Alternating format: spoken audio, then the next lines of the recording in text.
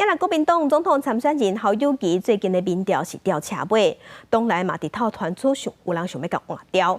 也毋过伫昨昏国民党的中常会顶头并无人提案。也那昨昏侯友宜和郭台铭两个人拢伫台东参加食饭会，两个人是共桌食饭，也毋过互动无济。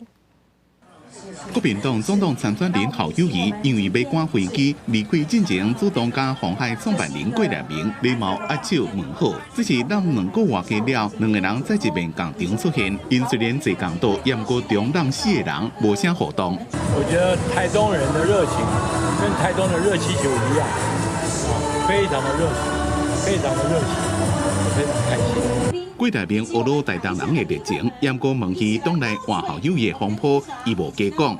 侯友宜伫咧致辞时阵是讲，自从伊被党中央征召2个月期以来，几多遍想要约郭台铭，拢无约到，这边总算有机会见面。我一切按照主办单位的安排，我一定在有机会底下，如果我能够跟郭董见面，那当然是最好的。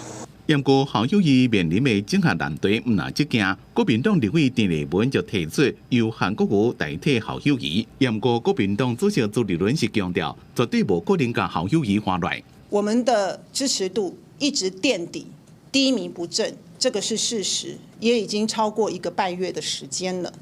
那不是在继续的假装问题不存在。